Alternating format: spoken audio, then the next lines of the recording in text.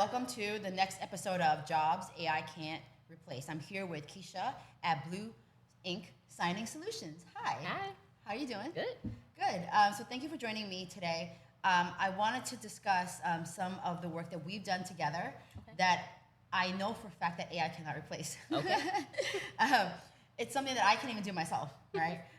So we had, a situation where we were incorporating in France, in Shanghai, and we needed to get a bunch of documents from different states to get them notarized and apostilled, right? Our attorneys were in France and they were in Shanghai. Mm-hmm. So a lot of the stuff we had to do ourselves. So when I got that list of paperwork that I had to get, that dated within 6 months, some notarized, some apostilled, it was super daunting, and I was like, I'm not doing this. And then, I guess we were at an event, and you were highly recommended, right, by the executives at Flourish Media. Mm-hmm. And I go to their events very often. So like when they recommend somebody that their company uses and they're very comfortable with, I'm like, all right, I'm gonna try her. Yeah. And the experience was amazing. It was absolutely mind-blowing amazing. Yay. And the reason was you did house visits. You understood, right, each different state and their processes. You had local people in all those states. You were able to send people, right, to the local governmental offices to get these documents if we couldn't get it by mail. Mm-hmm. And you had couriers that physically brought it to these governmental agencies to get it apostilled on the same day and ship it back. Yeah. I mean, how did you come up with this concept? Well, first of all, thank you so much for that amazing testimonial. I'm glad that we were able to help you have a great experience. But the process of apostilling is not something new. But being an agent, it really comes through, like a apostille agent, and being able to have such a wide network comes through just networking. I've been a notary for 5 years. I've had my agency, for the past like 2, and I've been doing apostilles for about the past 2 years. So just getting out there, meeting other notaries, learning, who are your couriers? Do you trust them? Are they reliable? Getting on the phone, talking to these people, seeing if they're, credible, if they're gonna, because it's time sensitive, most things. Yeah. So I really have to have conversations with them to see, are you just somebody who is doing apostille work just when you feel like it, or if you're really taking it serious and understand how serious this is for our clients, that you're punctual, that you're timely, that you care. So yeah, that's really the key to it, just getting out there, networking, building your database of contacts that you can immediately reach out to and get boots on the ground in any state that you need. But I was surprised that my attorneys here didn't have a team that they worked with, right? I asked, remember that process that we had in New York? We had to send somebody to the New York clerk office. Mm-hmm. I asked my attorney, did you have someone, because I'm here in Miami, I don't want to fly to New York to get my document. It's my document, I understand it's my response. However, I don't have capacity, right? But these law firms, some law firms, or most law firms, don't even have these kind of relationships. But this is like the other half of their business. Mm-hmm. Like they can't run it without a team like yours doing that seamless integration and getting that piece so they can move forward with what they're doing. Right? So why, tell me why some law firms that I've worked with, or maybe there are others out there that don't have these relationships, why? I don't understand that. I can't really speak to why they don't do it. I can speak to why they probably don't have it. They probably don't have it because they're not understanding the value, like I said, in building that network. They're focused on their main business. So if their business is litigation, they're doing business contracts, and that's what they focus on. They don't think about the ancillary services that they need, which in a lot of law firms, notarization, apostille stuff is such a end process. It's such an after fact, and it's not what normally gets people in the door. It's something that people need as a byproduct of what their main service is, so they don't always take the time to develop that as a department or a workflow internally. And so when it comes time to get the notarization, to get the apostille stuff, they're fumbling. Yeah. They're fumbling because it's an afterthought. It's an ancillary to them. So they just don't always put enough focus on that part of their business. Yeah, and like to think like there's this other business that I worked with, and they help us write our RFPs for governmental contracts, right? They'll write the whole RFP, like end to end, fill out the forms. But when it comes to notarizing the 40 pages, they said, here you go. And then I went to like an online notary, and it got rejected by the government. It had to be an in-person one. Yeah. So like at the time, I didn't know you. I went to the local bank to get it notarized, because that's the next best place I knew how to get notary, closest to me. And you know what? You have to make an appointment. You'll wait. And then the person takes their sweet time, and you got to make sure that they don't make a mistake, because they're bankers, right? Yep. And this is just like a side thing they do for free for their clients. Yeah. But I was like, it was like a 2-hour process when I'm like, wait a minute, I couldn't, if I knew Keisha, and if that business that I work with that was writing RFPs had a team like yours, then they could really take it end to end. And they could even charge more for their services because they take it end to end. Because to me, it didn't make sense. I'm like, what do you mean I got to get 40 notaries? What do you mean there's 40 pages I have to get notarized? Yeah. I thought you did end. Like, yeah, but you still have to get a notary. I'm like, okay, but send me somebody. And they're like, no, we don't have anybody. And I'm like, so I'm supposed to physically go out and like spend 2 hours outside when like they could have a team like yours come over, get it done while I'm like on my computer. You can like check my ID, and I'm just working, and you're just notarizing. Boom, done. Right. Like this is, there's so many use cases that I can imagine that could have saved time, money, effort, and, you know, the way I feel about those businesses. If you came through, right, and I didn't have to find you on the outside through Flourish Media, the way I would have felt about those businesses would have been like much more positive than now when I'm like, oh, I have to do this part, because I'm like, that's not end to end. You can't advertise you do end to end if I'm finding your team. Exactly. But silly of them as a business to not reach out to you and say, hey, you know what? This has been an ongoing thing, and people seem a little surprised that they got to get 40, you know, notarization for one RFP. Yeah. I don't know.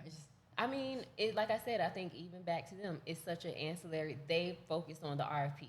That's their job, creating that, getting the information, making sure you have something that will be competitive to be accepted, or you'll win, right? So that's what they feel like their business is. And that just kind of speaks, like you said, speaks to the business. You would have had a much more positive outlook on that business if you felt like they cared about your full experience. And them missing that step doesn't always showcase that they actually care about your full experience. Like, oh, we did our work. See ya. Bye. Good luck. But it's not. Like, imagine going to a restaurant, they give you the food, and then they're like, we're not in the business of washing dishes. That's on you, girl. Yeah. Like, I'd be like, what? Hire dishwashers. I please take it end to end. I came here to be taken care of. I paid for service. Experience. I'm going to pay more because I'm paying you anyways, right? Like, give me a whole package. Like, don't give me a meal and make me do the dishes. Yeah. But that's what I feel like was happening. Like, I'm like, you're making me do the dishes. Like, but the whole point is I didn't have the time or capacity. Or the know-how, right? Like, as an individual, it's even more rare that we know a team like yours. I got so lucky to know a team like yours that, like, I had all these processes, and you guys just did it. Yeah. Came over, you know, and got things done. But individuals aren't likely to have this. But for business to not have this kind of relationship, that's just like... Well, it's unfortunate, but I guess that also is a kind of job security for me, because people don't, and this is just my opinion and my perspective, people don't really respect the process of notarization or understand the process of notarization. They kind of think of it, oh, yeah, I know a notary, or oh, it's just a notary, or oh, they're just stamping and you're just signing. They just really think of it as like this, like, like a nuisance. It's just like annoyance. Why do I have to get it notarized? This is so crazy. But notarization really has a important value in documentation. Notaries, yes, anyone can essentially get a notary stamp from a state. Like, it's not that hard, right, to get the stamp. But knowing a good notary who understands the laws, because there are a lot of laws associated with being a notary. There's a lot of things a notary can do wrong that can really affect your documentation, invalidate your documentation, make your documentation be rejected. Like, the notarization process is so important to the document being validated. And so people don't really take it that serious. And so I think that's another reason why they just kind of think of it on an after fact. Oh, I got a friend that's a notary. Oh, I'll just go to the bank. Like you said, the bankers are bankers. They know banking. They do not know the different documents. And a lot of times the documents they are used to are documents that they prepared in their bank. And that's why they offer that service, because some bank documents need notarization. That's what made the bank start offering that as a service, because they had to get bank documents notarized. At one point, the banks would notarize anything for their clients. Now, they don't do that anymore. A lot of banks are, if they didn't make the document, if it's not about something related to your bank account, they are not going to do it, because they see the vast variety of documents that come into the bank that people need notarization for, and they're just not experienced and equipped and not educated in those type of transactions. And so just to cut their liability, a lot of banks scale back about what they're even going to notarize for you. And so that's why companies like the company that prepared your RFP, they really have to do better about having that full experience. I'm gonna share that contact with you, because I would you need to reach out to them. Like, they need your services. And those are the type of companies that we like to work with. Because of course it's steady leads, but it just creates a better experience for you, like as a client, knowing that we have that relationship. We know what an RFP is gonna look like from them. We have an idea. We can tell you how long the appointment is gonna take, because now we've been working with them. We know exactly. Okay, it's 40 pages. We know. All right, G, we'll have you out in 30 minutes. At this point, we can gauge things better when we know what's coming to us. A lot of times in my business, I don't know what I'm sitting in front of until I get there. People book an appointment for a notary, and I don't know what I'm going to notarize until I'm there a lot of times. But if I have a relationship with the company, I know. It's going to be like a 40-page RFP. She'll be done in 30 minutes. I can give her a whole rundown of her experience. And for you, somebody who's so busy, that just helps you plan your day better. Because that 2-hour experience was not what you were looking for. I'm sure you didn't plan for that in your day. No. And like the first time I went, I didn't have an appointment. They're like, you gotta make an appointment. So I already wasted like one trip. Right? So this is more than just 2 hours. Right? And then, on top of that, remember I told you the first time I got it notarized online, but the guy didn't know. So this is multiple like attempts. Like it was so frustrating that I was like, okay, I'm not sure if I want to do these RFPs anymore, because because even though like you pay a good sum to do the form, you're doing the other half of the work, right? But like, and I'm not trying to like toot your horn and things like that. However, like, my dad needed his naturalization paper, right? And we had no idea what to do. But you took it upon yourself, right? Made an appointment for him, told us the process, right? And he was able to show up and like got it done. Like, so that's more than a notary, because like people think a notary, okay, she'll put a stamp and I'll never see her again. But like I came to you and I'm like, hey, we want to do this, and on the government's website, like my dad can't figure it out because he doesn't speak the language, and for me, I don't have capacity. Can you figure out what the process is? And you went above and beyond, right? And you actually said, I made an appointment for him. They're gonna call you in X amount of days, and in X amount of days, this is gonna happen, and then he's gonna go to the office and do this. Like, you were more than just a notary. You were like a consultant of the actual process, because you've done it so many times that you knew exactly what was gonna happen. And that's an insane value add, right? For individual processes as well. Well, and it also goes to like, back to like what notaries are. So that is not exactly the duty of a notary. However, notaries are commissioned by the state. We are public servants. I'm a public servant of the state of Florida. That's why notaries exist. And in the United States, notaries can be regular citizens. You know, in most countries, I think the United States might be one of the only countries where the notary is not like a lawyer, an attorney. Most countries, they need, like, especially like in Europe and like South America, notaries are lawyers. And so, but the United States, notaries can be regular citizens if they qualify to receive the commission, but it's because it makes it more accessible to the public. That's why it's a notary public. Makes it more accessible to the public to receive these services for the important documentation that they need. And so for me, I understand how serious. Nobody's coming to a notary because they just want to find a notary. I just want to go find a notary today. I just want to go sit with the notary today, and I just want to watch them use that stamp, because that stamp is so cool. Nobody is doing that. Like, if you need a notary, it's something important. And so I don't ever mind going above and beyond or taking that step, because people have important matters that they're really trying to get done, right? And I just kind of try to put myself in people's shoes.